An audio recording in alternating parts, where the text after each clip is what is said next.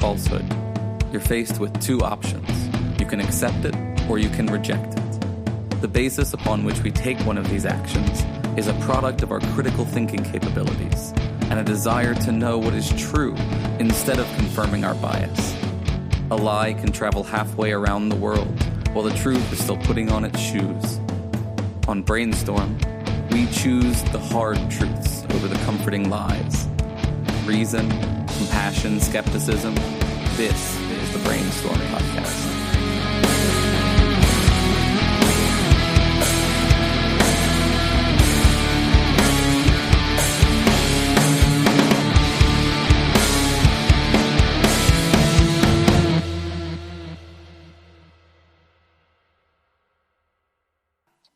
All right. To those listening live and to our patrons, welcome back. For those listening weekly, welcome to the Shift to Reason Radio, the Brainstorm production, where we take current events and important skeptical topics and we try to analyze them critically. I'm Cory, and my panel tonight are Sarah. Hello. Rene. Hello. And the always amazing Dave. Hey. We're broadcasting live from Roman Empire Studios in Regina, Saskatchewan, and today is November 9th, 2018. I guess we might as well just jump right into the What the Fuck segment. Fucking what the fucking fuck? Who the fuck? Fuck this fucking. How did you do fucking fucks? Fuck! Well, it certainly illustrates the diversity of the word. All right, Rene. And that kind of sums up how I felt when I saw this. Yeah. I had a relative of mine post this on Facebook where...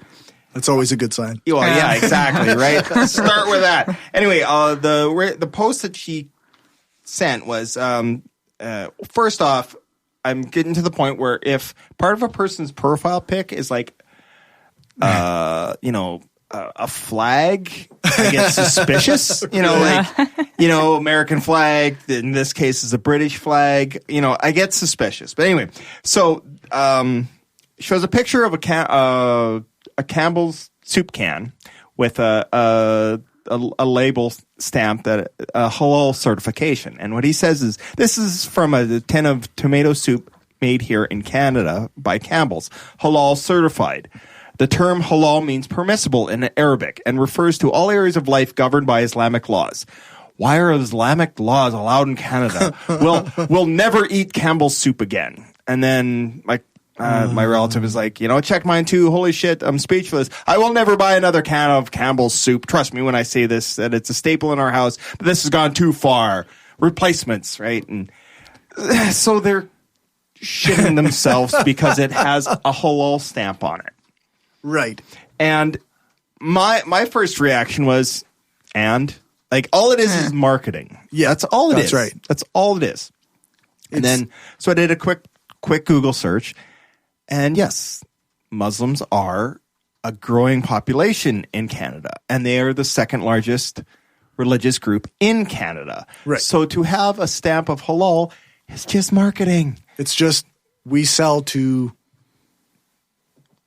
Muslims as well as anybody else. But isn't that really what their problem is? Is that people are now catering to religions other than their own? No, I think it's more along the lines of because it's halal, they go, Sharia law, oh my God, Sharia law. Yeah, I read some of the comments were that in order to get halal certified, you had to pay money to and I wasn't able to find out if that was true or not. That was one thing I read too that every sale goes to whatever, which might help support terrorists and stuff. It's it felt a little conconspiracy theory. Yeah, and that's but the thing I didn't see anything to prove or disprove. I couldn't see any of that either. I snapped a screenshot of it too, where they're talking about how they showed the list of all the the Islamic Council and who's all a part of it, and they said that they had that to get the certification, which was from the same Tom whatever guy. He said that they have to pay a tax to the Islamic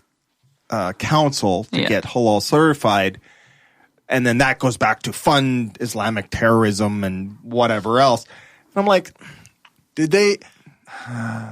And my instinct is to say, that's bullshit. Well, I wonder if actually, so what does halal mean? It just means permissible. So it's like, I mean, kosher is, it has to be made a certain way and doesn't have certain ingredients. So of course tomato soup is going to be fine because there's no pork products in it or alcohol. Like I think they can't have alcohol on site, and like most plants wouldn't have you drinking at work. Anyway. Or if you're manufacturing tomato soup, you can't also be manufacturing alcohol or whatever in order to get the halal certification, which I'm pretty sure. So as long as they just follow these guidelines, they can get this certification. And it's like, so is there a governing body that decides this? My understanding, and like I said, it probably varies country to country. It probably varies by country to country. But what I saw in Canada, and I'll admit I didn't read too far. It didn't go down the rabbit hole too far. I didn't read it too in depth. But basically, it's like everything else. At the very base level, they have to follow food, health, safety FDA rules or whatever Canada rules are. Yeah. And we don't even know what it's called. CFIA. Oh, there we go. Food Inspection Agency. Here we go. And inspect our labs. And for the most part, the soups aren't going to be anything. I mean, my relative here, they're farmers, they're ranchers, whatever. And so they brought up the fact that part of the problem is the whole halal butchering. And he brought up the fact that that some of the videos you could find on halal butchering it looks pretty brutal. Pretty brutal.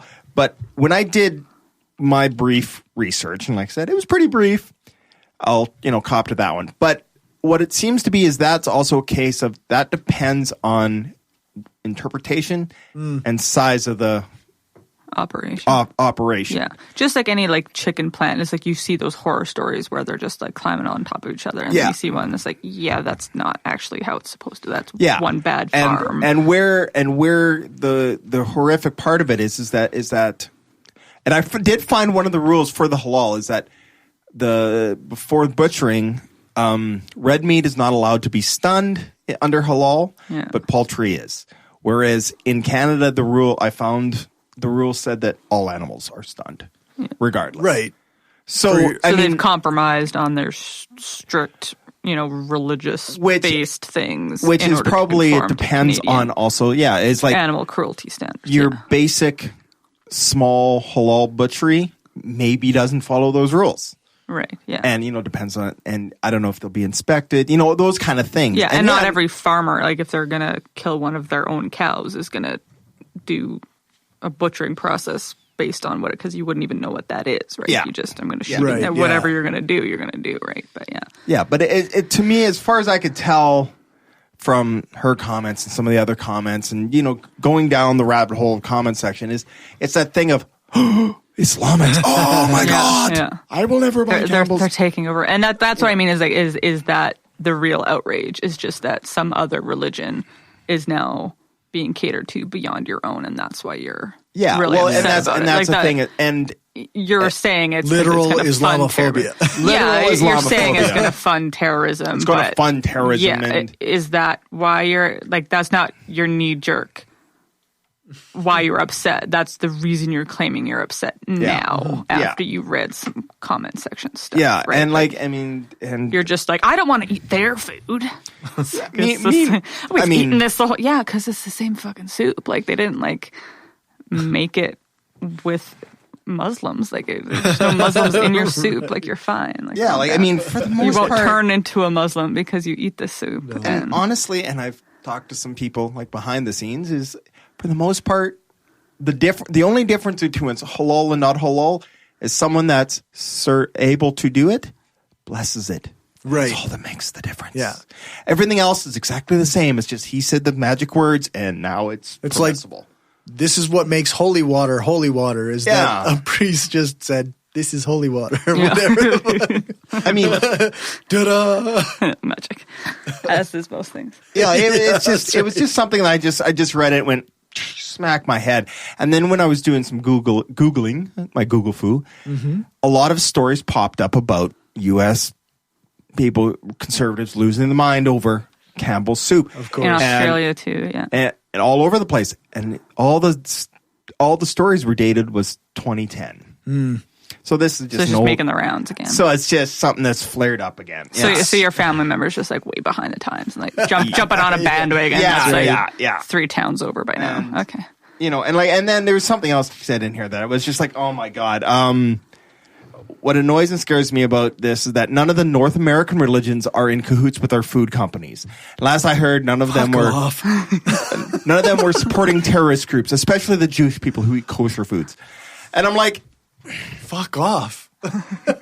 Jesus Christ. The Catholics are too busy diddling children to get involved in your food. Well, that's the only reason they're not involved. First off, North American religions, are we talking Mormons and Scientologists? Like, I mean, that's the only ones that are truly North American religions. Second of all, the Ku Klux Klan, maybe they're not involved in the food, but they're Christian in a terrorist group. There's certainly issues with them. Yes. It's just, and the thing is you can probably find, and there are stuff out there that's stamped kosher. Yeah. I've got fucking kosher salt at work. But it's another case of it's not as visible because the Jewish community, I mean, I'm sure if we went to Montreal, it'd be fucking everywhere because it's a huge Jewish community. Yeah. Right. Whereas, but even I bet you any money if there was a kosher stamp on the, like, people wouldn't be as outraged because like Jews are now okay, right? Because they're like for the moment Jesus was a Jew, so they're I'm okay with it. I don't know. Like people at Charlottesville might. I'm talking like here. Like I've never seen much anti-Semitic. We've got a lot of anti-other groups, but I've never seen much either because there isn't a huge Jewish population here, or we just got our hate on for other things. Yeah, right. But it's like I bet you any money if your average Saskatchewan person sees a kosher stamp on their can of soup, they're not giving a shit. And they're not posting on social media how the Jews are taking over our country. Right? Like, I mean, it's just in the States. Yeah, no, they don't like Jews. Yeah. And like, I mean, I think this is just a case of she saw that and reacted. And, like, I mean, whatever. But it's just something that this as your average person is wont to do when they see something that scares them on the internet. Yeah. Yeah, and it was just something I saw and just went, oh my God, really? That was a face palm. You can't see that. You might have heard the thunk. But it was like, it's just something I just saw and it's like, okay, I don't think any of us here are huge fans of Islam. I'm sure we'd argue about it. No, and if it is something they have to pay for and it's funding a church, I'm not a big fan of funding any churches or mosques, but I'm also not going to necessarily not buy soup. But because it has that stamp either. Like, I don't care that much. I'm not. But that's not the cross I'm willing to die on. But the reality is across the world, there's 1.2 billion Muslims. Yeah. Some of them are assholes, but they're not all out to get us. Yeah. Like this thing of they're doing this for the Muslims. Ban Campbell's soup. That means they're going to take over our world and Sharia law. Yeah. Exactly. It's absolutely ridiculous. I mean, here in Regina, apparently they've sold the pump to make a mosque. Yeah. Oh boy, there's some outrage over that. You know what? To me, I was a little, fuck. Not because it's going to be a mosque, but because we don't need another fucking church. Exactly. It was like, I'd much rather that be a community center or a library or something. But if it was going to be a Catholic church or a mosque or a synagogue, it's all the same shit to me. And I'll admit, I've made some off-color jokes about it. Yes, I weighed in. Because again, you can't stay away from comment sections no matter how much you tell yourself. I actually did on this one. Like, I saw some comments and I was like, you know what? No. See, I started a running joke where it's like, what happens if you build a supposed holy place on top of unsanctified grounds? You're going to get some really weird stuff going on. So I just started a bunch of jokes about they're going to have like, it's going to be like the ghost of the pump haunting this mosque. It's going to be like bad karaoke coming out of nowhere. There's going to be, spectral Axe body spray all over the place. Just like a waft of stale beer cloud goes through. They'll start the call to prayer and it'll just turn into Redneck Girl. compulsively two-stepping. So it turned into a scuzzy rap bar here in its later life. Oh, really? So there will be there will be some of that too. My bar days are actually, this is a terrible joke. I'm not even going to say it. I'm done. Okay. All right. It's a little self-censoring over there. Yeah. Good for you. Well, let's. I guess are we done with the what the fuck? Yeah, it's just a case of what the fuck. It's like it's just a stamp. It's marketing. Next. Calm the fuck down. All right, Dave. Let's do some woo. I'm not a scientist, but if I can tell you your science sucks, then your science really sucks. That just makes no fucking sense. I mean, it's just bullshit. Fuck. All right. So actually, this is Dave's turn. Yeah, and this could be under what the fuck too. Right. It falls in both, eh? Well, this is pretty low hanging fruit, I'll be honest. But that's fine. But in the tradition of Rene jumping down a rabbit hole, I found this story in the New York Post about a woman who had sex with 20 ghosts. And how does that even work? And she is now engaged to a spirit. Yeah, I think it's called masturbation. Well, I was really hoping that. And it's just like maybe you're not comfortable saying that you masturbate, so you pretend that there's someone else there. I was just really hoping that masturbation. Can you get ghosted by a ghost? Probably. Technically, I think she's broken up with multiple. Technically, you're always ghosted by a ghost. But anyway, no, you know what? I'm actually disappointed that she didn't describe how she has sex with these guys. Yeah, 100%. This is so clickbaity. I was generally curious about that. Genuinely, I mean. Anyway, so actually, it's funny. The opening line is hopefully she doesn't get ghosted. But a British woman who claimed she has slept with at least 20 ghosts says she's now engaged to a poltergeist. So, so apparently she cheated on her fiance with a ghost. And has since gone on to have her person fiance, like her real fiance. Yeah. Okay. Sorry, not the current poltergeist fiance. and she has since gone on to have supernatural affairs with at least 20 paranormal beings. Wow. So I guess she started having sex with ghosts. Again, we don't know how specifically. Apparently, when she was in Australia, she met the love of her life, who was also a ghost. And now she's engaged to this ghost, and she's going to have a wedding. How does that work? I don't know. I think it's like a form of mental illness. It could be. And then at the bottom of that article, and it maybe just was more of those clickbaity things, but I've seen, because I think I watched that Strange Addiction show, because I can't run away from terrible TV. Yeah, I just can't. But there's this woman that believes she's married to a train station. Like, she loves it. There was a guy that was in love with his car. That one was amazing. Yeah, and you know what? That really actually opened my eyes, because they all go for counseling as part of the show, right? Right. And the counselor says, hey, well, describe to me how you feel. And it's I just love the way she looks and the curves and of her body. And the way he touched the car was amazing. Oh yeah, super creepy. But at the same time, I'm not one to kink shame. And the counselor said something really. She's like, well, you're not hurting anybody, and as long as you're not cutting yourself off from having meaningful relationships and friendships, I guess go for it. As long as you're otherwise mentally sound. But the train station woman is I think she would drive or take the bus or possibly the train for an hour to get there, and that's it's a public building that she's making out with, and there's a very fine line between what's just a weird kink that nobody understands and what's you have a delusional or mental illness that makes you think that this is real. The ghost thing, she obviously has to be delusional enough to believe in ghosts and that they're talking to her, but just being sexually attracted to an object isn't necessarily harmful or a mental illness. People thought being gay was a mental illness because it was so unnatural, right, to be attracted to somebody of the same sex. Yeah. So how far do you go in saying that this is okay or not okay? It's weird, 100%.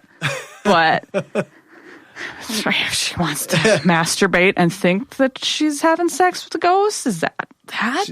I don't know, right?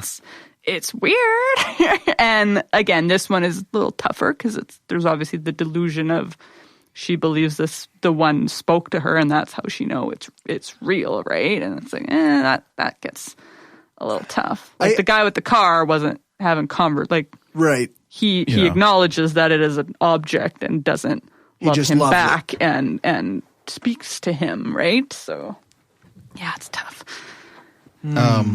Yeah, no. So I mean, I definitely had the thought that I don't want to kink shame anybody. Yeah. Right. It's still humorous, but I find human behavior funny, fascinatingly hilarious. Yeah. But anyways, yeah. So anyway, she had an affair with 20 paranormal beings, as we talked about. Now she's found the one. She found the one. She's been with the same paranormal being for 6 months. Now, the best part of this, I don't think you should get married after just 6 months. Well, it's a little. It's not long enough to tell if they're the one. But when you know, you know. You know. But so she said that this is my favorite part. The couple already had sex on the plane back from Australia when they first met. She said, "I was happy and excited, so excited that we had to do something about it." She said. So we headed to the plane loo, and well, I am now a member of the Mile High Club. so I'm just picturing that. That's called masturbating. Well, yeah, so she decided to go masturbate in the airplane. I think you could get in trouble for that. Everything's legal as long as you don't get caught. Yeah, that's true. Would a girl get caught on that, or is it only if you're a guy? I don't know. Yeah. You know, like there is a double standard there, I think. I wonder how many people have actually been charged with something like that, though. Like is that? It's not really indecent exposure or anything. Well, if it's behind a locked door, yeah, you're like in leave private me the quarters. fuck alone, man. Like, yeah, if you take a shit on the street, that's indecent exposure. Maybe littering as well. But if you do it in a bathroom, it's fine. Well, somebody I was on a plane with once took a dump in the plane, like in the aisle. Oh no! So and somebody stepped in it. It was it was rather interesting. Oh, but anyway, that person was my brother who stepped in it. Anyway, is it better that he's the one that stepped in it, or would it have been better if he was the one that shit? But it was one of the funniest things I've ever seen.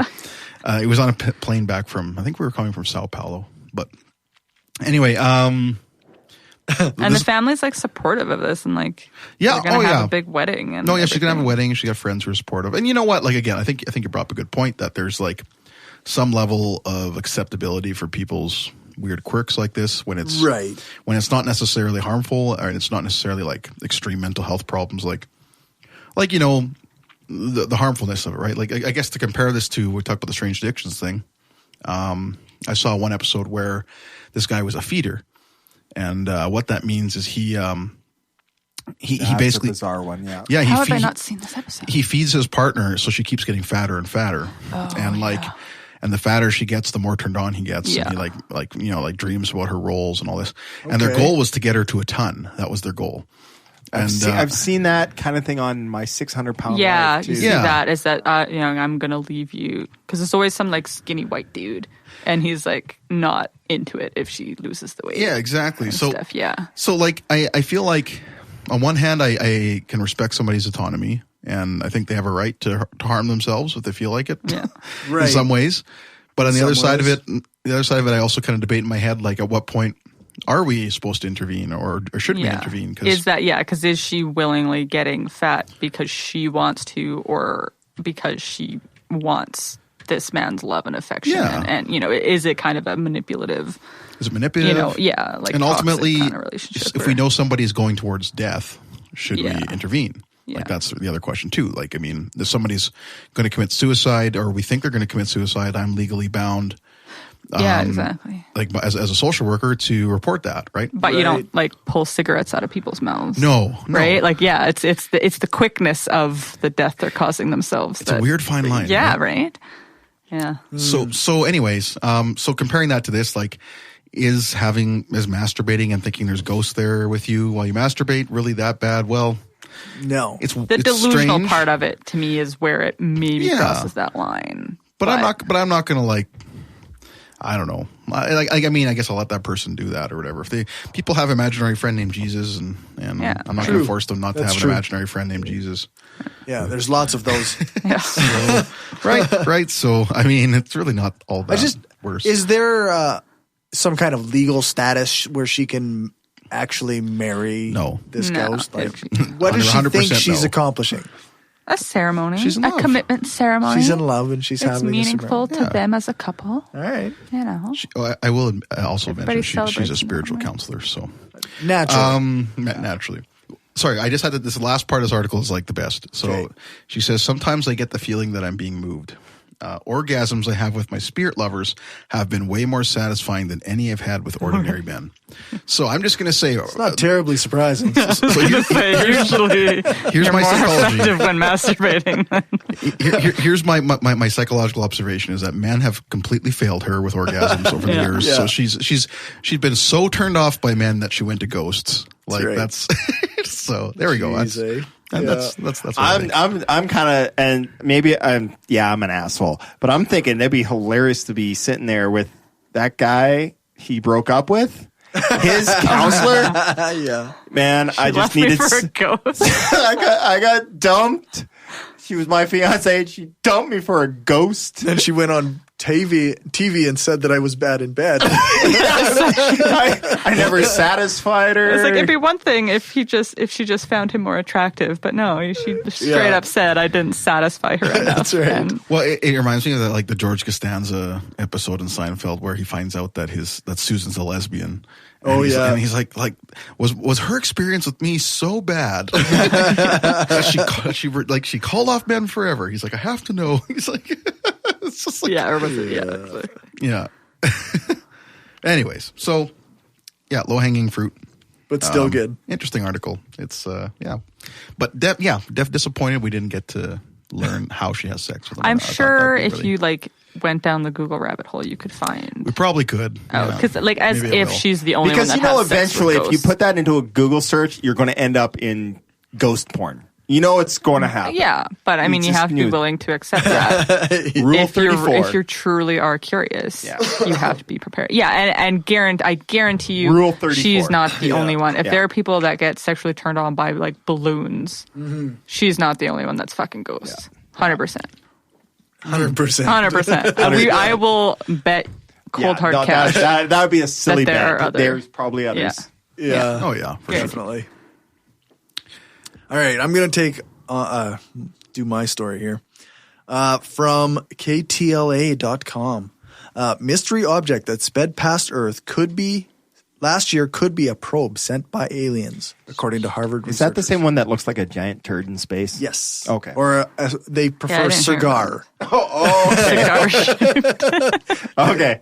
So I'm going to read the first bit of this article. It says, a mysterious cigar-shaped object spotted tumbling through our solar system last year may have been an alien spacecraft sent to investigate Earth, astronomers from Harvard University have suggested.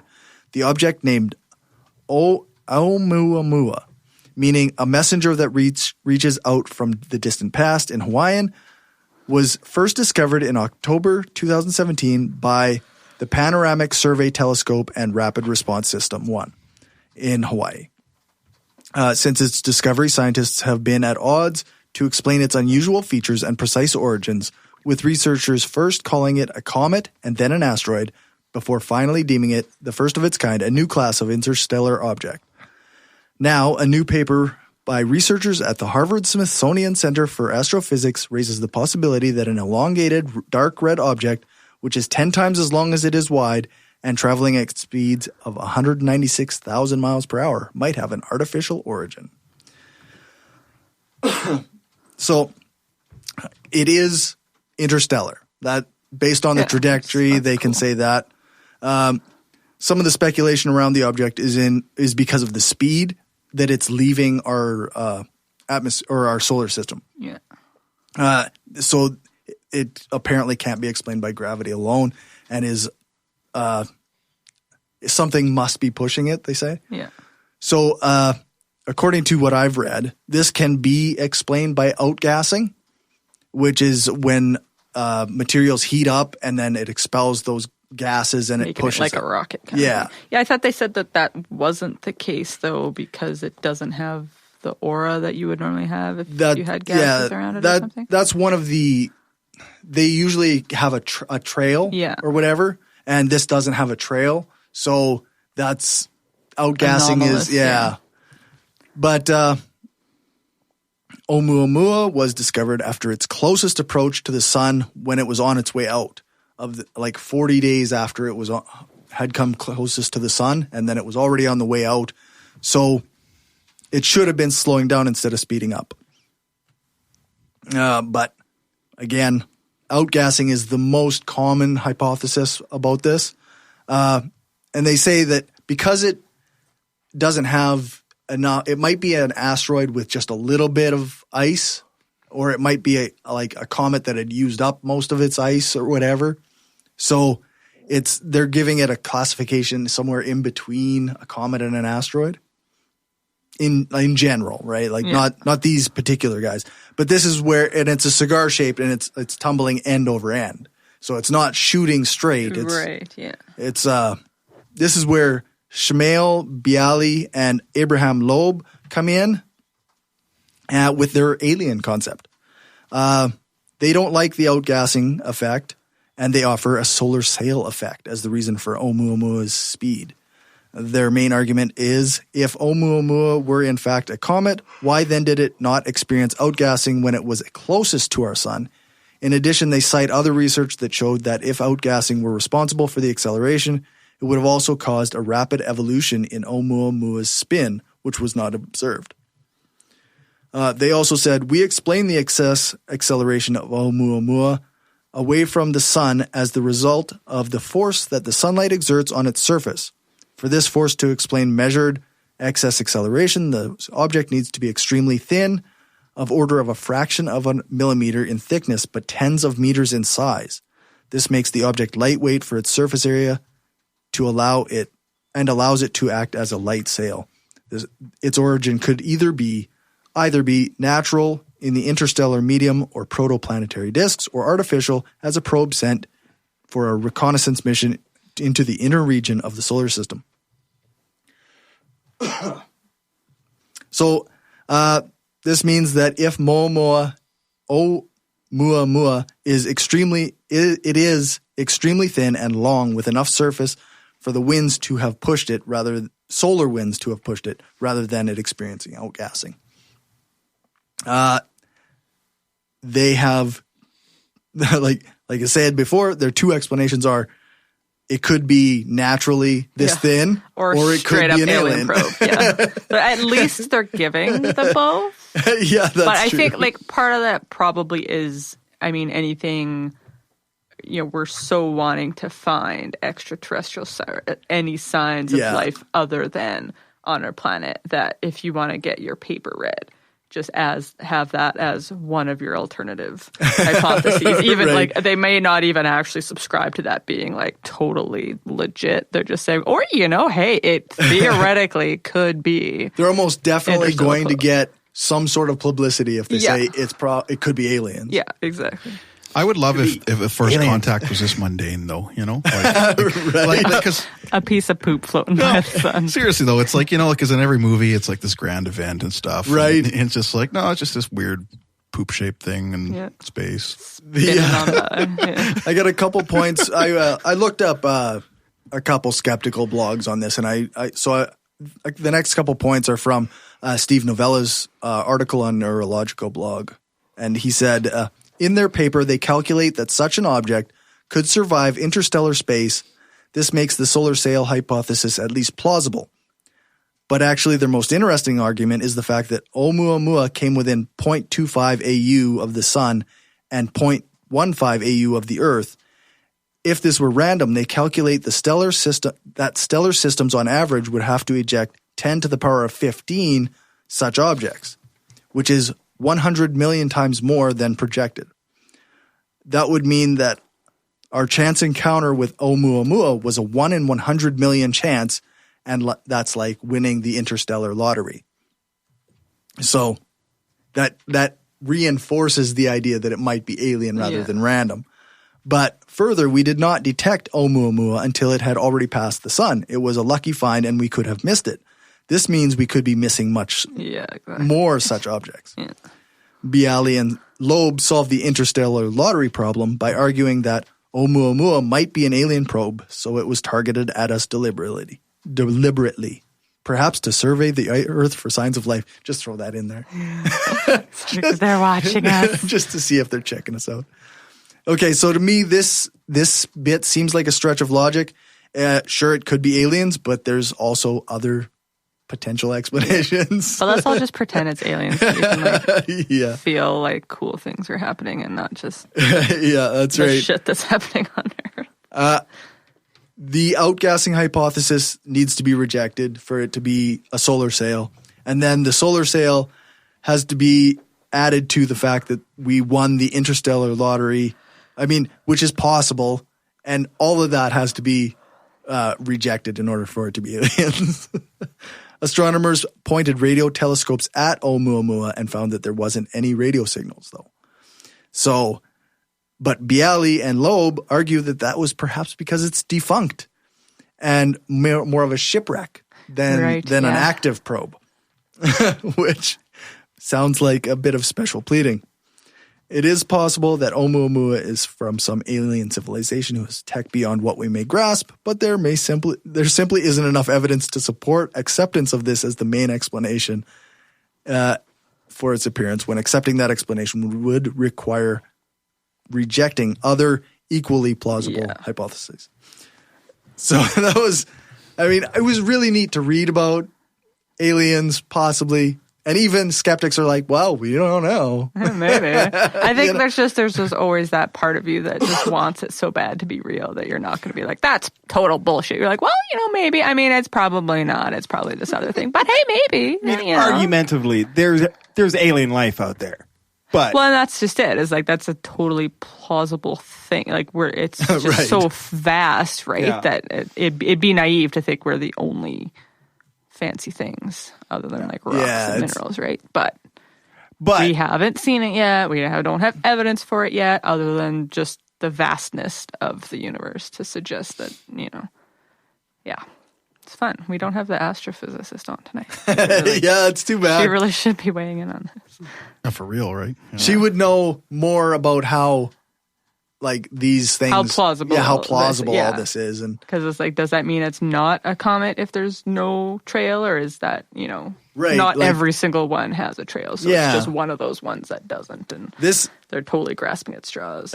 Is it true? It might not be. It might be a different type of object that hasn't been seen. It doesn't mean that just because it's not one we've we still find new species of insect on our own planet, right? So you can't just be like, it can't be a spider because we haven't seen it before. It could still be a spider, just one we haven't found. So it could be a type of comet or type of our lack of knowledge about it or something, doesn't make it alien, right? Yeah, exactly. But again, let's all pretend that maybe it is. Let's all pretend this might be an alien. We get to... All right, Sarah, it's your turn. Okay, which one is this? Again, more ghost stuff. So this is, I guess, in Regina. I guess we have ghost hunters here, and they were going to, what is this, like the old Sears outlet store? Yeah. I don't know where that is. I'm not it's on Sears. It's on Broad Street. Oh, like the Sears Bargain Center that shut down. Oh, I see. Yeah, so I guess they think it's haunted, and they went in, and the stuff I want so badly to believe in ghosts from when I was younger. And my imaginary friend was actually the wind. I was at least, didn't have an imaginary person. I just personified the wind. Well, there you go. Because it was at least something you could interact with. Right. So it's like, I think he was a ghost or something, and he just turned into the wind. I don't know. I don't remember. I was a child. But I think people can get sucked into this so much because they'll have quote unquote evidence because like the radio station was throwing some static or they thought they heard voices, and like you want so badly to believe it that you find little things, and they have all this like tech stuff, so it makes it seem more science, like they're measuring and observing things, right? So it seems very they've got the thermal EMF readers, and EMF like radio readers. things and all kinds of. Oh yeah, what's that? What do they call that when they listen to white noise on the radio and then they make out messages in it. Like that's called something? Yeah, there's a I name know what you're for talking it. about, but I can't remember what it's called. Listening to static and inferring voices where none just exist. imagining there was things a fucking there. movie. There was a fucking movie made about with Michael that. Keaton. Yeah. It's old now, though.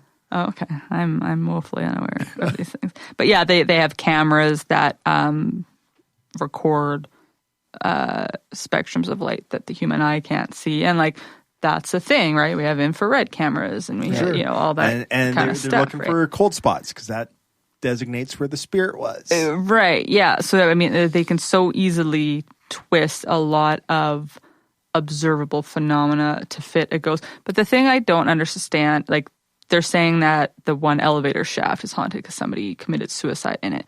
Now, I don't understand if you're a supernatural being and you're no longer bound by the physical realm, why you choose to hang around where you died. Like, I would be going to Hawaii. Right, but like, the why? explanation of that is because of the trauma, which doesn't allow you to cross over. That's the explanation. Okay, but like, I'm a ghost. I can fucking do what I want, and I want to go on like a beach vacation. But because of the rules, you're married. Attached to the place where you died. The rules. Because of the rules. I don't know who made up these rules. Because reasons. Yeah, so because if you died a happy camper, then you were just able to cross over. But because of the trauma of you committing suicide. Or being murdered or whatever, yeah. Then you're stuck wherever that. Clearly, you've all watched The Ghost Whisperer. I watch a lot of Supernatural. Like, how shitty is that? That like you can, but like they can walk through walls and stuff because they can come bring into in the rules of the anger ghost. There you go. Like, you can come into because the one room, I guess that was an office, and they were pouring alcohol for the one spirit because supposedly he was really into booze. And that's where they played cards and drank. So that's what they did. And yeah, essentially. So you pour booze. But again, like, the spirit can't drink that. It's pretty inconsiderate to give alcoholic and they booze said, to the alcoholic They spirit. said specifically that he was fond of brandy, but then it goes on to say they poured a clear liquid, which I assume like vodka or something. Like, well, you know he likes brandy. Why aren't you getting the guy brandy? Like, he's never going to talk to you. Because they know damn well he's not actually real. So they go for the cheaper. Well, like, but that's what I wonder, right? Do these people truly believe and make all these things? And because you can totally, like, any kind of static or interference and stuff or cold spot, like all that stuff, if you believe that that is a sign of ghost, you're going to add that all up and convince yourself quite easily and think that you're backed by evidence because you have quote unquote evidence. But like the one picture they have of like, it looks like a man wearing a hat. I'm like squinting at it. And like, it looks like a blob. Like, I do not see a shape of it. And what's that? I mean, what's that phenomenon where Pareidolia. you see, where you see faces, so, but I can't even do that. And I'm looking for it here. Like, is it a magic eye poster where I've got to like, relax. I went through a phase of reading a lot of like ghost hunter shit. Right. And it's... Oh, I totally want to believe in stuff like that. Like, it'd be so fun, right? But I think it's easier to latch onto because it's, there's lots we don't know about like energy, like stuff you can't see, right? Was there. Like, I work with radiation. I know that radiation is coming off of this rock or this sample, but you can't see it. Right? And you can measure radio waves, Wi-Fi waves. All that stuff. There's this whole other invisible realm of like, quote, energy and stuff that you'll attribute to spirits and whatever else that I think it's real easy to slip into.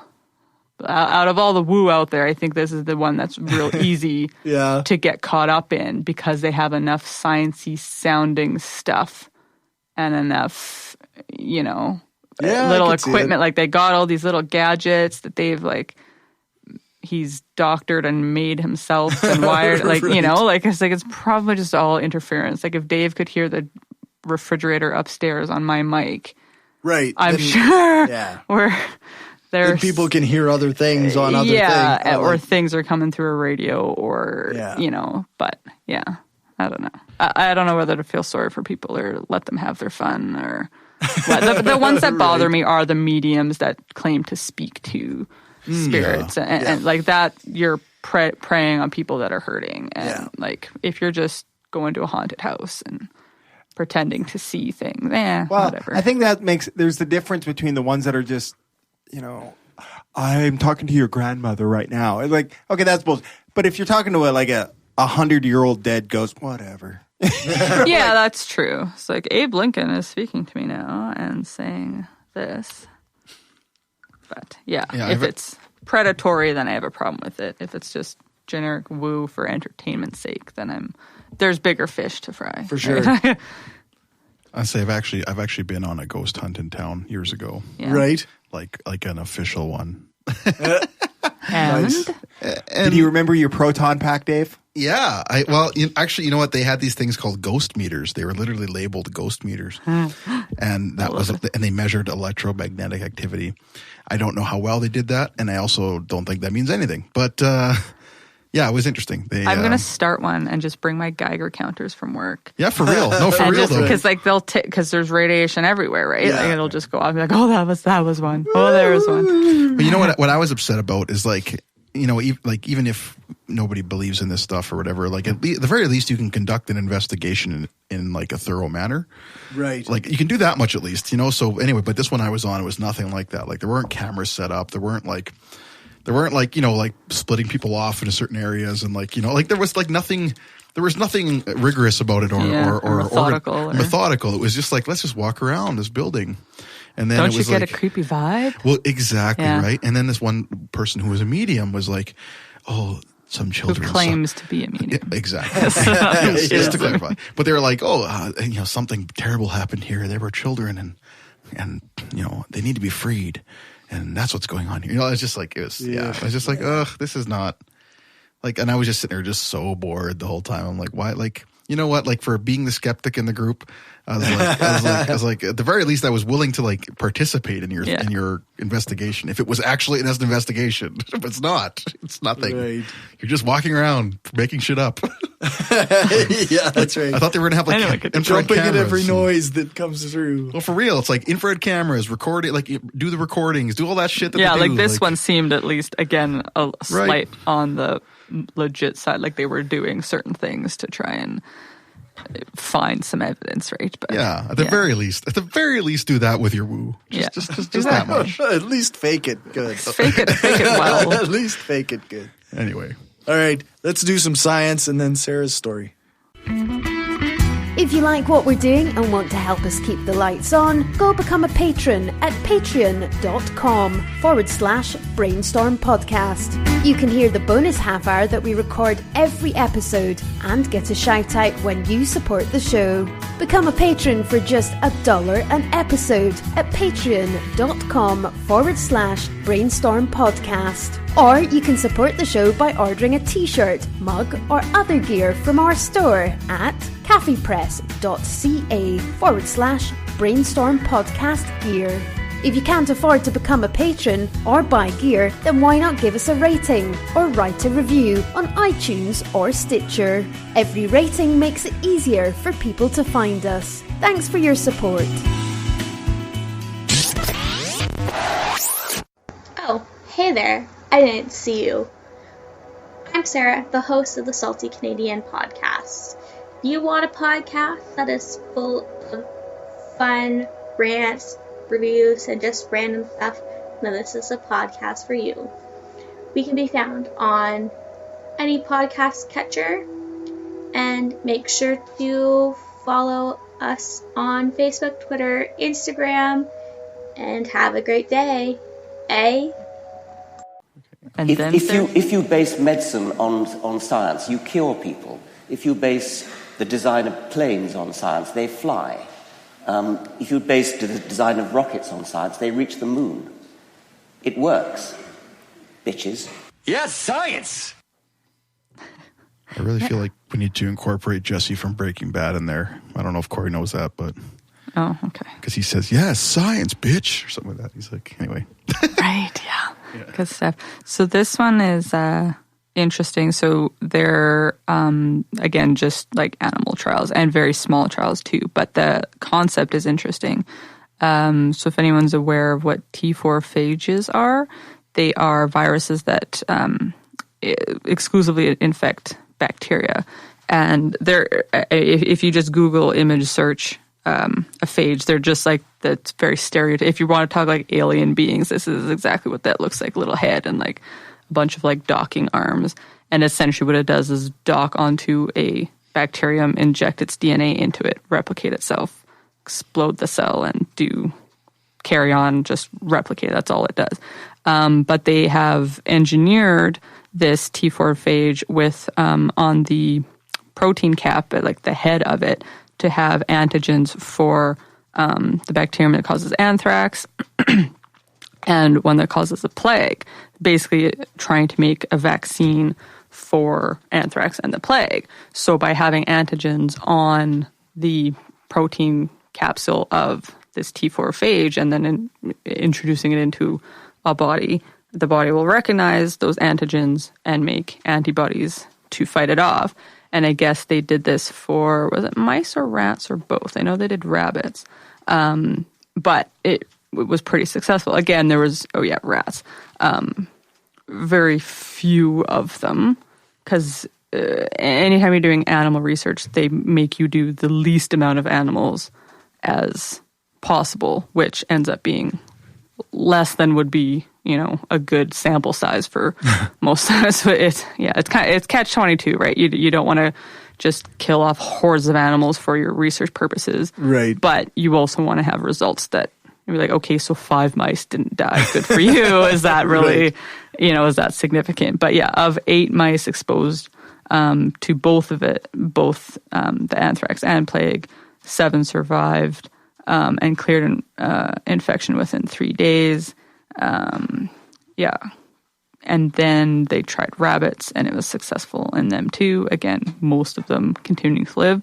So super interesting. And it says at the end, in the future, this vaccine platform could provide a convenient way of mass vaccination against several pathogens, because all you have to do is slap that antigen onto that protein capsule, and you're good to go, kind of thing. And the theory is that it would have lower side effects because phages don't infect us or do anything to us, right? So there's less stuff there that could theoretically go wrong. Okay. And then kind of following on this, if you watch on Netflix, Follow This, is that what it's called? Yep. They just yesterday or the day before, I mean, maybe it was out before, but I only watched it after I saw this article, that they are, because phages infect bacteria and basically kill bacteria, they're trying to develop phage libraries that will kill antibiotic resistant, like superbugs. Any superbugs, right? Like if no antibiotics are working, then you just send these. So there's this one place that has kind of a laboratory, and these things are everywhere. Like the one guy collects them from sewage and rainwater and the ground and wherever, right? You culture them and grow them, and the one group, you send them your bacterial isolates of whatever it is that you're infected with, and they kind of do a scan, like 96 well plates, see and it's color coded. If it dies, it changes color, or if it lives, it changes color. I don't remember, but they can see, okay, at spot A7, that type of phage killed that bacteria, so let's inject you with a bunch of this type of phage, grow a bunch of it up, inject you with it, see if it works. Right. And they showed a story of a guy that was lucky enough to have a scientist as a wife, who he got something and was like wasting away, lost 100 pounds, like he was in a coma. Oh, geez. Basically, there was nothing more they could do for him. And she started researching this, found this company. I think it was the military, actually, the Marines or something. Through the Navy. Yeah, through the Navy. That they're doing research on this as a possibility. And they said, could you please do that? Like, I know it's not approved, but like he's dead in like days if we don't do something. Like there's nothing that's helping him. And they're like, okay, sure. Like, and had to take it up the chain, obviously, with human ethics and all that. They really don't like doing experimental treatment on people. But yeah, I'm a big believer in, if you've got no other choice, that's the perfect time to try that new stuff, because it's so hard to get human ethics. You can't make approval. It worse. Yeah, like if you're guaranteed to die anyways, you may, and I don't mean this in as brash a way as it sounds, like you make the perfect research subject because, you don't have to worry about killing a healthy person by giving them the drug or treatment that you're giving. You know that person's going to die anyways. The worst that can happen is you save them, and that's actually the best that could happen, right? Like the worst that could happen is you die like you were going to die anyways. It eventually helped after a few infusions, and he's fine. And now they're starting like this whole, campaign or business or nonprofit to bring this more to the mainstream. I can't remember the acronym, but they have. Because legitimately, what keeps me up at night and gives me nightmares is like antibiotics. I've been saved by antibiotics so many times. Like if you've ever had a tooth abscess, and like feel like your brain is going to explode because of the infection, I would not have survived in any other era of time other than one with antibiotics. So it's like the fact that it I didn't always have dental coverage, and so I would always have to just deal with it. And at the last minute, I would get, like, when it was just so much I couldn't take it, then I would go get antibiotics and pain pills. And then I would do those till it was gone. And I still could not get the tooth pulled because that costs another $400. Yeah, you can get antibiotics for relatively cheap if you just go to the clinic, but you can't get the actual tooth fixed. So it'll just keep getting infected. But if you just always take antibiotics, you're contributing to the possibility of antibiotic resistance. Then you're going to have a bigger problem on your hand. But it would... Again, I don't know how feasible it is, but it sounds super promising. And conceptually, just knowing what like all phages do is infect and kill bacteria. Like they're the kind of the perfect ally to use in this fight instead of chemical antibiotics, which bacteria are developing resistance to. Even like hand sanitizer now, which we didn't think you could really become resistant to. Certain strains of bacteria are showing signs of not. And not everything, like norovirus isn't killed by ethanol or alcohol anyways, but things that used to be easily killed by that are not as easily killed anymore. So yeah, it keeps me up at night. So that follow this and this article really made me feel a lot better about my future. Good. My future in life. I think we've talked a little bit about antibiotic resistance in the past. Terrifying. It's it's like the one thing that like is actually like that is going to kill us. And like nuclear war. Yeah, that's bad too. But like we can prevent that with social policies and climate change. If we just acknowledge that it happens, maybe we can do something that about too. it. But this could like antibiotics resistance could go from 0 to 60 real quick, right? Whereas climate change is still like the impending doom that's still kind of off in the future. And like even when it gets a certain amount of bad, some of us in certain climates will be relatively fine. And, but it's definitely on the horizon. Whereas this could like any day now, they could just all rise up and develop and share those plasmids that have the antibiotic resistance genes on them. At the university, they're actually doing some research collaboratively with one of the microbiologists and one of the chemists. So as if you're doing like organic chemistry or any sort of the kind of chemistry we do, some of our research that I did as well, you just make compounds for the sake of making compounds to be like, yes, we can make this chemical structure via this pathway, but you don't actually do anything with those compounds. They're just like, proof of concept that we can make them. And then they sit in the freezer or we throw them out. So the microbio researchers like, what do you guys do with all those like crazy compounds you make? Like, we just toss them out. He's like, can you just give them to me and I'll test them to see if they'll kill bacteria? And it's like, well, why not? So they started collaborating and they found a compound that was killing stuff. And then part of the chemistry fun is, okay, let's tweak that a little more, see if it kills it better. Let's tweak this another one, see if it kills more things with less of a dose. So like that's kind of the path they're going. So that gave me a little bit of hope too. But as with any chemical agent, you still could develop resistance to. But it was like, at least we have one more, one more iron in the fire of possibility of not all dying a terrible, painful death. For sure. I see that Dave is chatting in the Discord, but it is your turn, Dave. Okay. Well, now that you interrupted me. Jeez, man. Yeah. No, having a really good discussion here about mental health. So, oh, yeah. That's awesome. Because, I have a lot of experience with anxiety and depression now. And, Anyways, so you want me to talk about marijuana again? Yeah, we... Why do you keep getting these, eh? I shared this article, I believe, right? Yes, you did. Oh, shoot. It just closed the article on me.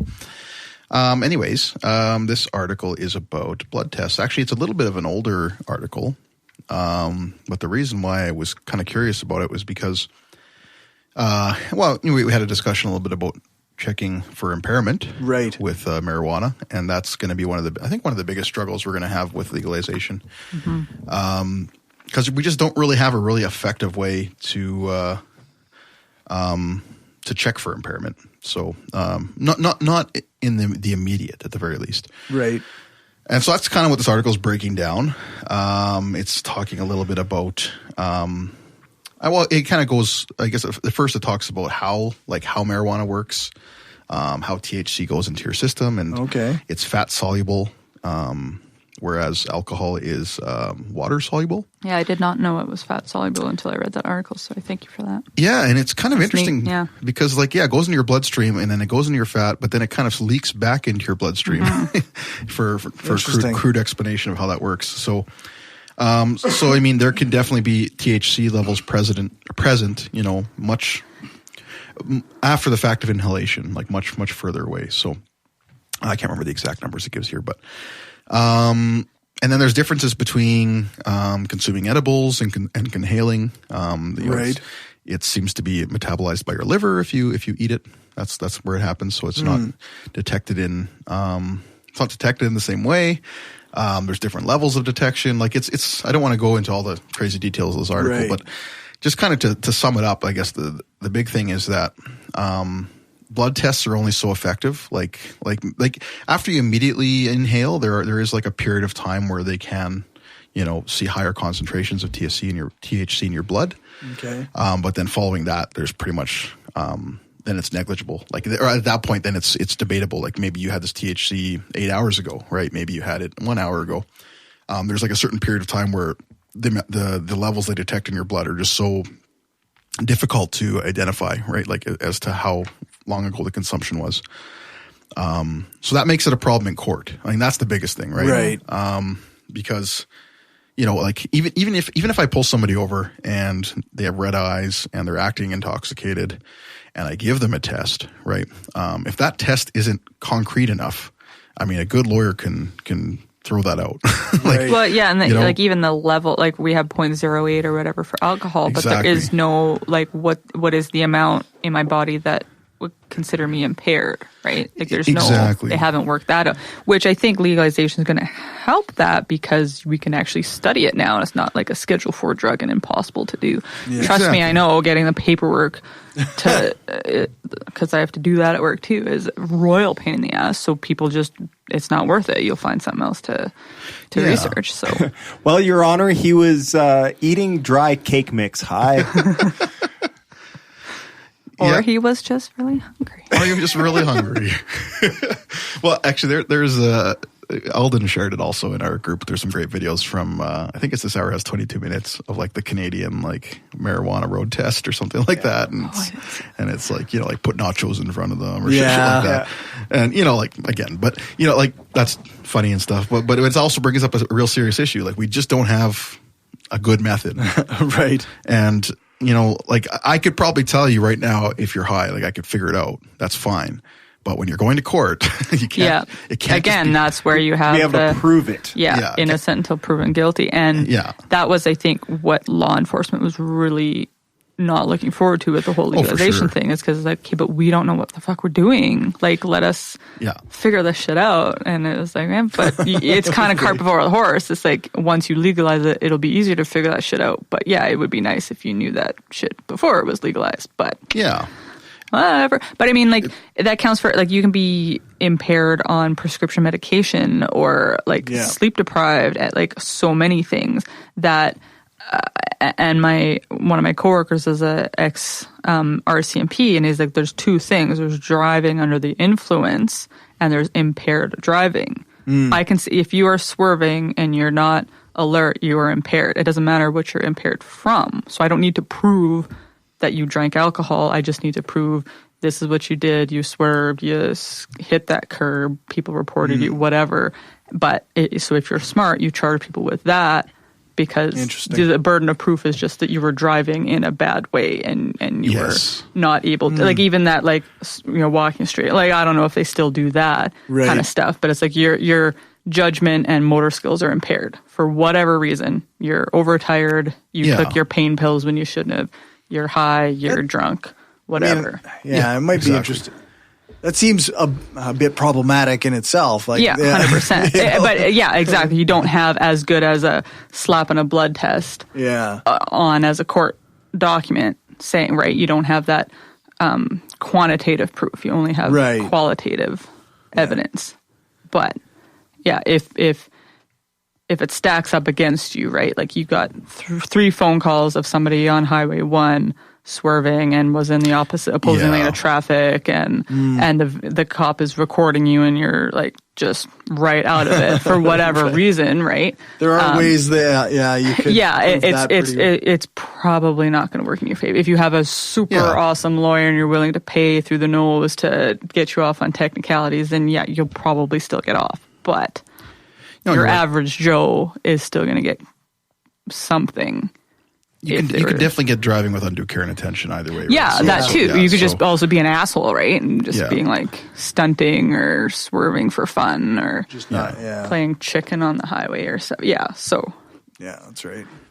One important distinction here too to make about this stuff. Again, I don't want to go into too many details because just read the article, but there is actually some precedent here in Colorado, Montana, and Washington where they've had some legalization.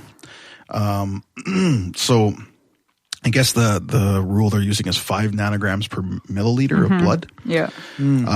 But I guess some of the attorneys are saying that that's actually an amount that can be existent in chronic users at all times. Okay. So it really it's not good at identifying anything because those chronic users aren't necessarily impaired while driving. Like you could have smoked in the morning and maybe you're driving 6 hours later or vice versa or whatever. Yeah, so it's not. The fact that it can stay in your system that long for a chronic user just complicates everything. Yeah, that is a problem. Yeah, right. So I guess some employers are saying too, like prefer to use like saliva tests and hair tests and stuff like that. And urine and stuff, maybe it was urine. Maybe urine saliva. and hair. Hair will show like chronic use as hair does, and urine I think is more immediate because that will be gone from your system a lot. Yeah, and so it won't be in your urine as long as it would be in your blood because it's not leaching from your fat. And it sounds like you can identify like if you use that week at some point. Yeah, which again doesn't it's not great tell you if you were impaired currently. It's fine. It's fine for an employer, but not for a legal case. But it depends what the purpose of the employer doing the test is too, right? Right. Like if I'm not working on the weekend and you test me on Wednesday, I showed it. It shows I did it in last week, but you can't prove it was when I was at work on Friday or when it was on my own time on Saturday. Right. Yeah. So it's still problematic. We're going to have lots of problems with that because there are already like law enforcement and certain people saying, our people aren't allowed to smoke on duty or this and that, blah, blah. And it's like, well, how are you ever going to prove this shit? Like at some point there's going to be some court challenge that's going to make employers have to just not do that, right? Well, there already is like court challenges from unions saying like it's against human rights or whatever to force me to drug test and stuff like that. And I think that's gone through appeals and being in the safety world, we see a lot of it. Oh yeah, right? Because if you're in safety sensitive positions, we don't want you in any sort of altered state, whether that be fatigue or drug, alcohol, anything, right? But it's going to be a tough one. No, it is, and I think things will evolve as they evolve. Yes, but the reality is we've always had an impaired driving problem. Anyway, So Saskatchewan's particularly bad. For it, so I don't see legalization as increasing it. In fact, I think I think what really the opposite is we need to be really careful with what we're doing to enforce this now, because we don't want to uselessly criminalize people. So no, that's right. So hopefully they gain some sense as they go here and find better ways and better ideas. But, but whatever. Weeds out there. I mean, I had it in my car today. I got it here. I can just hold it wherever I want. It doesn't fucking matter. Right. It's great. You just gotta smoke it at your residence. Yes, I just gotta smoke it in the right place. But I can carry it all I want. You can't even like outside, just like. It's weird. I guess because you can't just be walking around town with open alcohol either. I guess it's the same thing. Yeah. I know, and I hate that rule too. But yeah. I've seen other countries where they allow that, and it's like this just seems normal. And it's like a non-issue. It's like, who cares? Like, I don't know. It's different country, different culture, different way of doing it. Yeah, that's true. Yeah, we also are like Saskatchewan is apparently really. We're not trustworthy people. We can't drink in public. We can't smoke in public. We can't do. We can't have strippers and drink. Yeah, that's true. We're not. We haven't progressed past 1958. We're just not able to control ourselves. It's true. No, it's true. Saskatchewan people. Well, yeah, we do. I mean, we have the worst drinking and driving rate in Canada. Yeah. Yeah, so we do suck in a lot of ways. We do. So I can understand that our parents don't want us to go out past curfew. Well, but that's right. To an extent, but yeah, we do keep breaking the rules. Yeah. So. This is a quick aside, but I had a Facebook friend today who had a poll, and they were asking, if you're a parent and you had to poll for your children, would you prefer to buy the marijuana or alcohol? Simple poll, right? Interesting. And marijuana was like, I mean, again, it's Facebook poll, so whatever. Way up. But yeah, it was like 80%. And he had a bet with a friend that he's like, I bet you any money that people I know would prefer their kid is stoned rather than drunken. Oh, really? And I think there's some truth. Like I obviously know the social impression of marijuana has changed a lot over the years. Personally, as a parent, I would be much more comfortable with my son being high at a party than drunk. That's just, how come? Having, as a person who has never once been high, other than like when I took too much Gravel when I had food poisoning, if that counts. Alcohol, there's a few reasons. I think alcohol seems to induce stupid decisions a lot more. Oh, okay.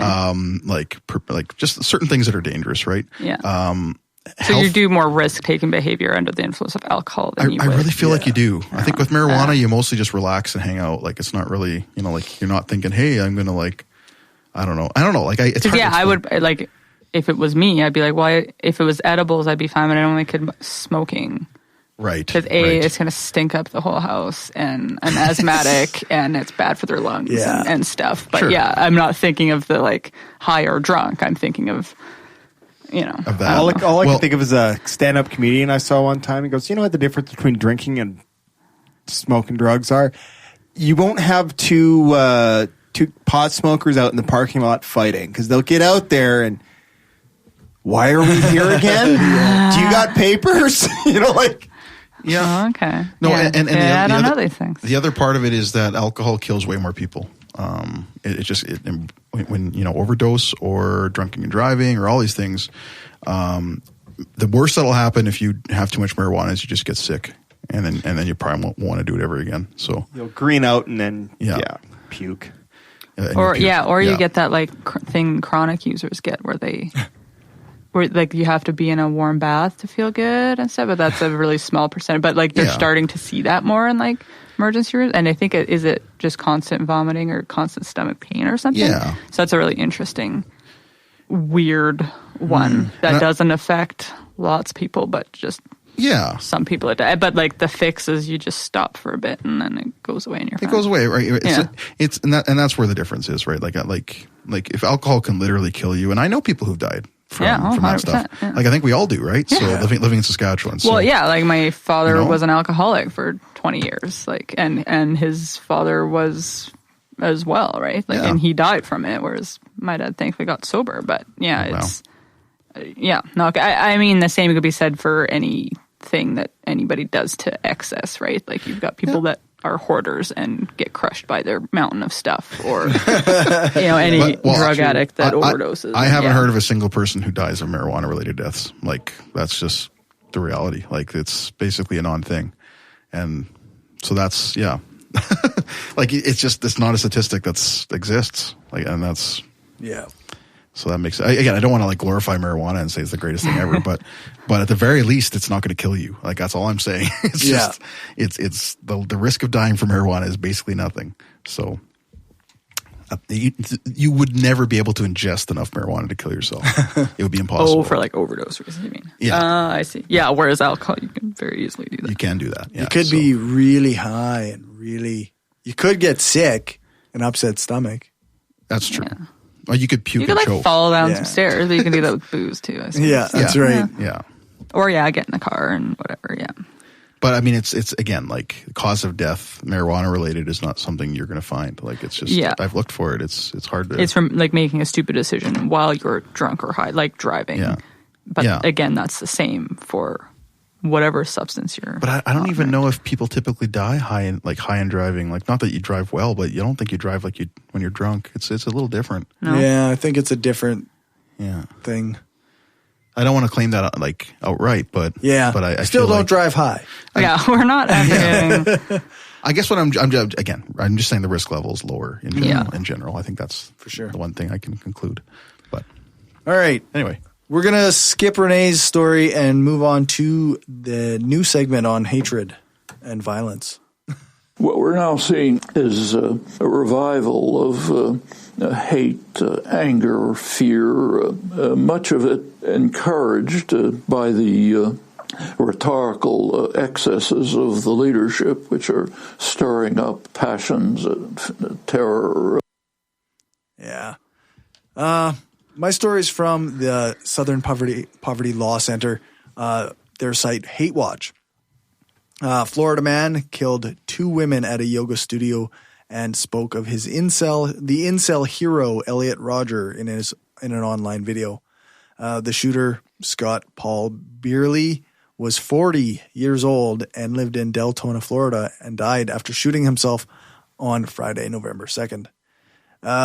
He shot and killed 61-year-old Nancy Van Vessem and 21-year-old Maura Blinkley, and injured 5 others at the Hot Yoga Tallahassee studio. I don't know.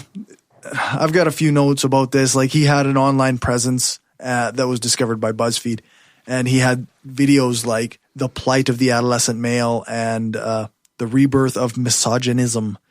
And he talked about Elliot Rodger, and he was a 40-year-old dude who was talking about the girls in his grade school class as though they were treacherous, and I don't know what he was getting at. But, just like typical incel behavior, right? But this is like a 40-year-old guy who is still holding on to this rage from adolescence, right? Do you not know what incels are? That's kind of the thing. They really like to hold on to the reason I haven't gotten laid is because women are terrible. It has nothing to do with me or my personality. Right. But I won't sleep with you if you're fat. I have my standards, but women aren't allowed to have standards for not sleeping with douchebags. No, they clearly I don't know. There's a disconnect in reality for guys like this. But it's just in a sense, it's another one of these extremists who's grabbed onto an ideology that's just outrageous and turns him violent. I mean, maybe the spark was there in his head beforehand, but the ideology certainly didn't help. Yeah. Well, and it goes back to, I think, just rape culture and toxic masculinity. It's because he talked about a virginity burden faced by adolescent males, and I do think that's a problem. I remember so much of what rape culture is because men are taught that they to be of any worth, you have to have a girlfriend or get laid or at least get some action, right? So then there's that locker room talk of, I did this, I did that with a girl, or I grabbed her ass at the bar, or she made out with me when she was all of that kind of stuff, because you have this burden of to be of any value, you have to whatever. And then conversely, as a woman, to be of any value, you have to not do all of those things. So it's somehow, why can't we just all agree that most people enjoy sex and contact with people? It is kind of a weird contradiction. If you stop slut shaming, more women are likely to sleep with you because maybe the reason they're not sleeping with you is because they don't want to be called a slut. But they would actually much prefer to get some themselves. Yeah. Right? Maybe not this guy in particular. I feel like he'd be one of those ones that, most women are aware of to stay away from and get bad vibes off. And that's what that incel community, right? They're blaming women. Yeah. But it's like, because we all have that radar of those guys that it's like you stay a mile away from. Yeah. And typically there's a reason, because they're super misogynistic, or they're leering at you and looking at you a little too intensely, or like they just give off rapey vibes because they feel they're entitled to have sex, not that you're a human being who earning your affections by being a good human being, right? Something that I find odd, like I find it an odd disconnect, is the guy who can't get laid or doesn't know how to approach women and can't deal with women, slut shaming women who sleep with people who aren't them. Like, it seems like a disconnect. Like, you should be all about sluts, man, because that's maybe the only way. Right? And someone's like, okay, fine. You got a pulse? Okay. Yeah, I need some loving. Sure, you'll do, right? Like, really, if women were allowed to do that, there would be maybe less of these people, but we're not allowed to do it. But yeah, it's all like a clusterfuck of contradictions. There's so many weird societal pressures that exist. Yeah, but like, I wonder, like, what makes someone an incel? Because there's tons of guys out there that are, the nice guy, or like shy or whatever, just got no game with the ladies. And, so many women when we're young and stupid go for the jockier types, or the ones that quote, the douchebags that quote, got game. I myself, I make the jokes that I couldn't get laid in a monkey whorehouse with a handful of bananas. But I'm not like. Right. So what's. I'm not like sitting there like getting a gun ready. Right. And that's what I want. Like, what is it that makes someone, because like my husband's the same way. He was very shy and, and didn't know how to flirt in high school. Like, very couldn't. Yeah. But he's the sweetest, kindest, caring. Like, he would never, ever, right? And now he's fine. He's married to me, and that's fabulous, right? But what's the tipping point? Is it somebody that was already misogynistic, and then, or did they become misogynistic because they were sexually frustrated, or like, what is it that tips the scales between a generally?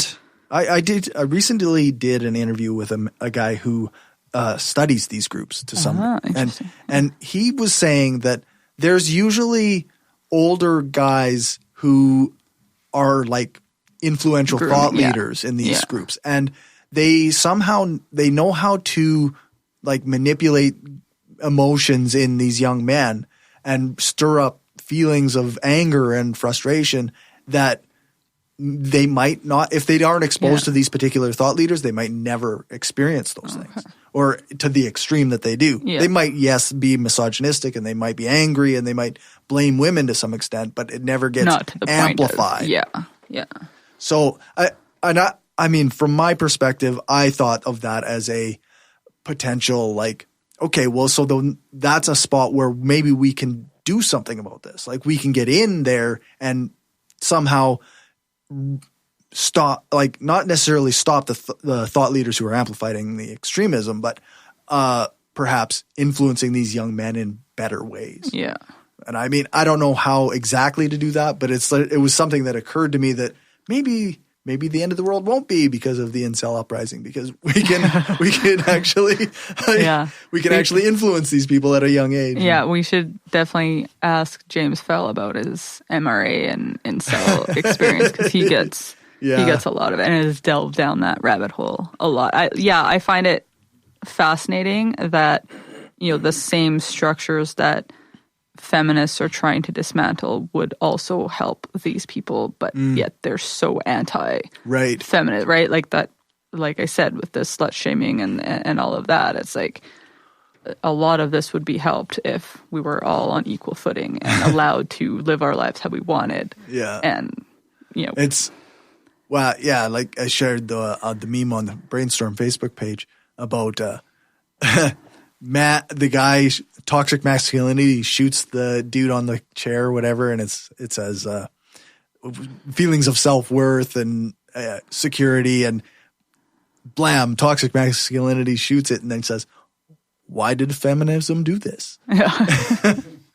It's clearly feminism's fault. Yeah, but I fear that this is going to be a more. I mean, we had it in Toronto. The guy that drove the van into Alec Manasseh. I don't care to learn their names. They're assholes. I don't care what their names are.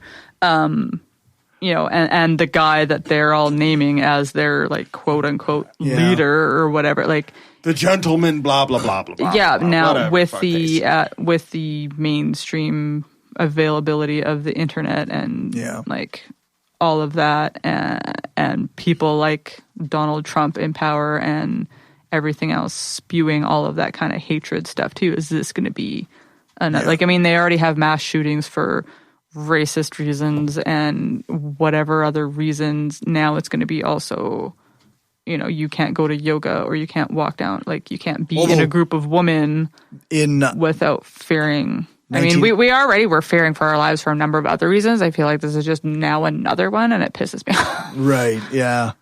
That was something that I was under the idea that this was relatively new as well. Yeah. But in 1989, Mark Le Pen he killed he separated the men and the women and killed the women. And for sure. Yeah, there's always been like violent misogynists. Yeah. But their manifestos and their whatever weren't necessary. Because that one, I think, that was him, and he was a deeply disturbed individual and definitely had some fucked up views.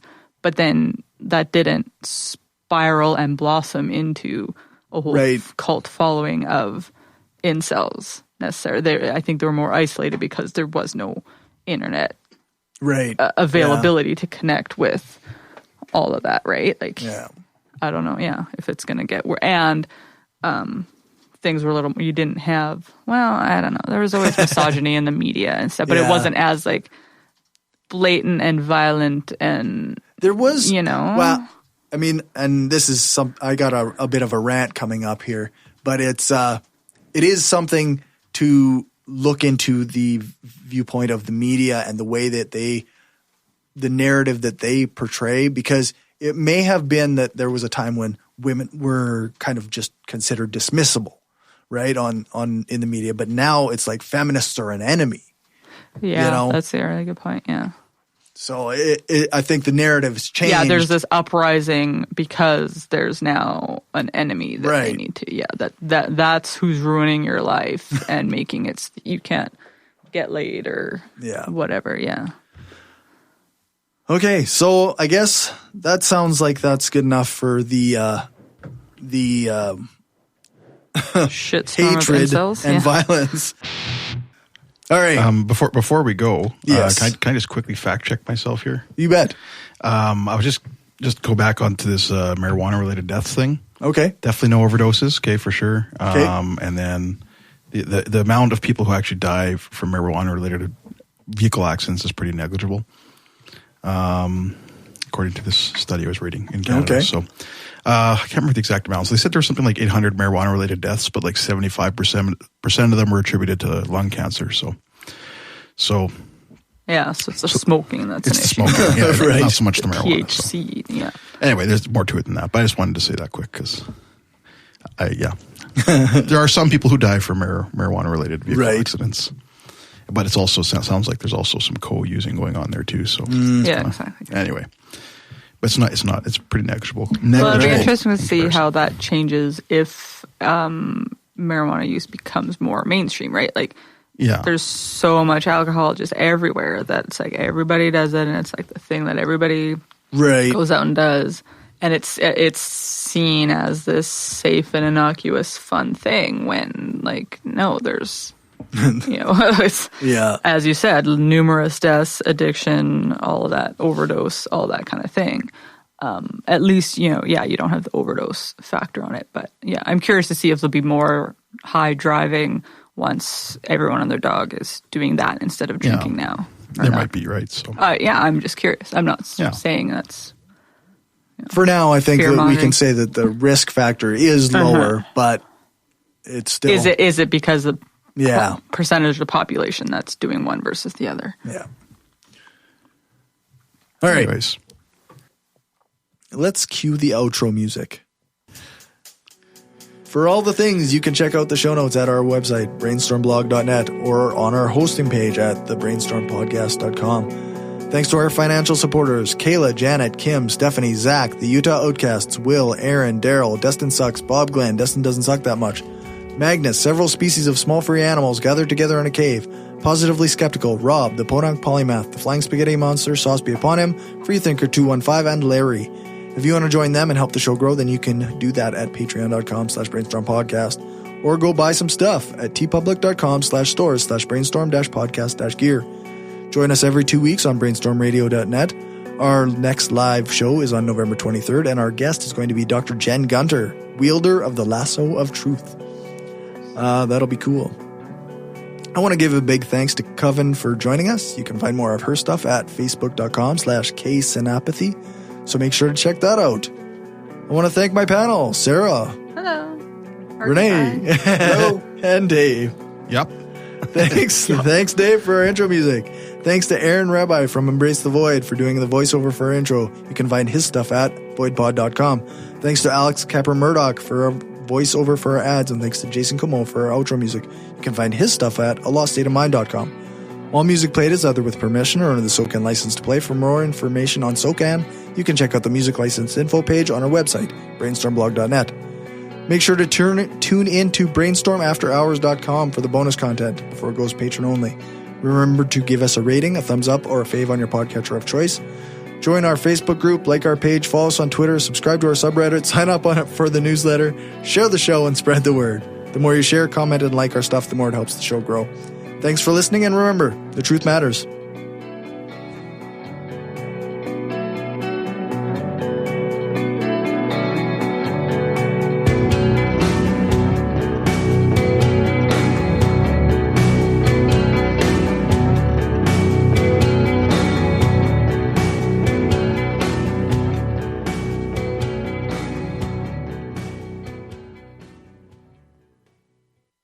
This is an opinion-based podcast. Each person on the podcast is responsible for their own opinions, and those opinions don't necessarily reflect the views of the rest of the panel. Any guests or anyone associated with the people on the podcast, such as spouses, partners, children, other family members, friends, or employers. No one person speaks for the podcast with the possible exception of Cory, and he doesn't speak for anyone else on the show. The Brainstorm podcast does not represent the views of our sponsors.